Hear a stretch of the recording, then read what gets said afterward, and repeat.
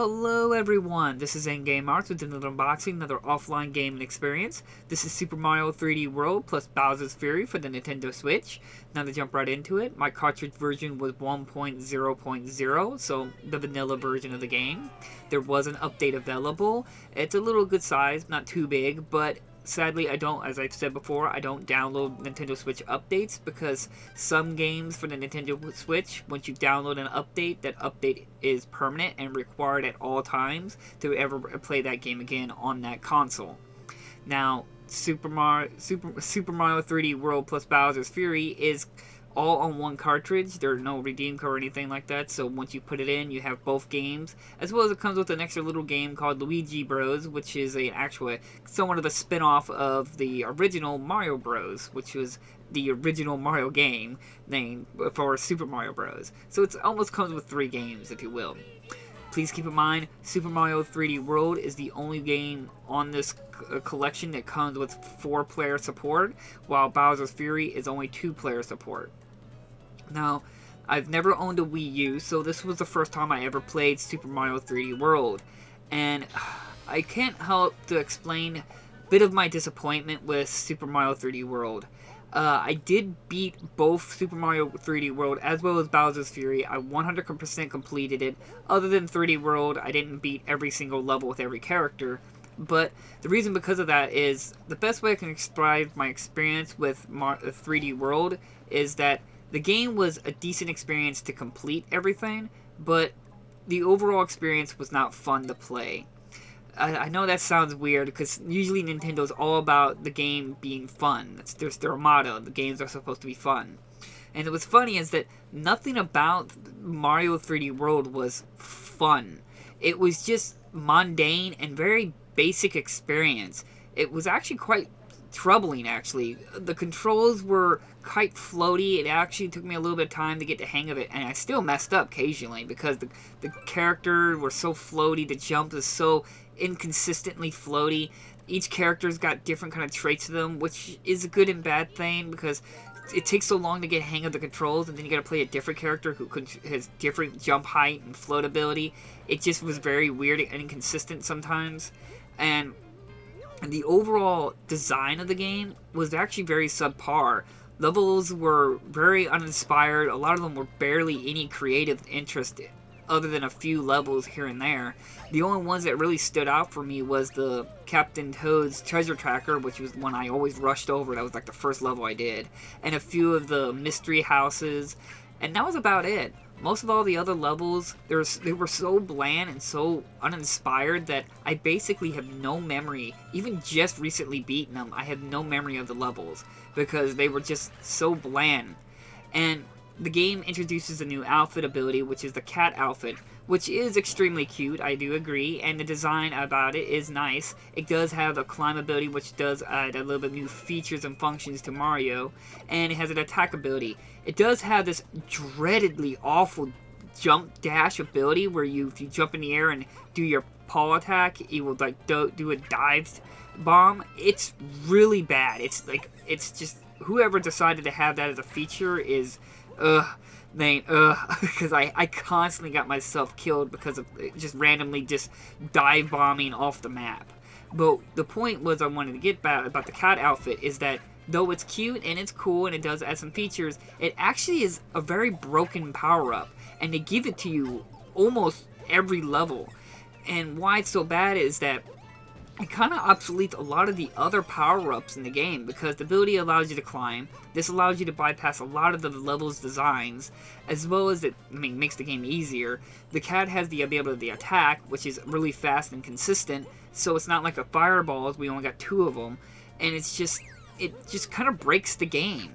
And it surprises me that no one really talks about this, how it just really ruins the overall Mario experience. Don't get me wrong, it's incredibly cute and it does add some functionality to it, but it ruins the rest of the power-ups. It was actually kind of heartbreaking to see like the fireball, the boomerang, the Tanuki outfit just get thrown to the side because I just knew that any level I did or anywhere I went, I needed the cat outfit. So that was a kind of a poor design from Nintendo, which is very surprising. Music and so forth was decent. Characters and story, again, this is a Nintendo game, not the best in terms of doing story writing and character development. So it's your typical Nintendo game. And that's where it's kind of noticeable, is that their factors of make sure their games are fun and an experience and rewarding, and it wasn't rewarding. At the end of the day, I didn't really feel like I accomplished anything in this game. Now, this is all about Super Mario 3D World. This is, I can say without a doubt, was a big disappointment. I have no fun factor in Super Mario 3D World. I am glad that it came with another game called Bowser's Fury. Bowser's Fury was pretty much really good. I actually really enjoyed Bowser's Fury. Now, Bowser's Fury does not work like 3D Mario World, where it's like a kind of a set camera angle. Bowser's Fury is a full 3D platformer where you can spin the camera all the way around and so forth. What it is that Bowser is like upset, like really angry Bowser, which is really cool. I love angry Bowser. But the design of it is that you're at a certain time limit to hurry up and reach the next light post before he comes and attacks, and you gotta try to survive his wave of attacks, which was really fun and really cool in how they did it, and it was really just very creative and what I expect from Nintendo compared to what Mario 3D World was. I just love the overall design of it, though exploring the world was a bit tedious, but at least it wasn't super big, so it wasn't tedious to run around the world. Again, the game wasn't super hard, but I still had fun with it, and that was, like I said, the difference between Mario 3D World and Bowser's Fury. While 3D Mario World was just fun to complete, it wasn't fun to play. Bowser's Fury was both fun to play and fun to complete. I know a lot of people are going to be very confused because they would say if you completed the game, that means you enjoyed it. I'm a completionist. I like to play a game, try to unlock everything and do everything. But if I didn't have fun, that means I just finished a taskbar. I didn't really leave me with memorable experience from that game. That's what I consider a fun experience. So Bowser's Fury was so fun that I even made my PC's desktop wallpaper Bowser's name, Angry Black Tar, whatever you want to call his name, Evil Bowser. It's such a cool design and aspect, and it just breaks my heart to think that Bowser's Fury is just a little add-on feature. It could have been so much more, so much better, and so much bigger with a concept around it.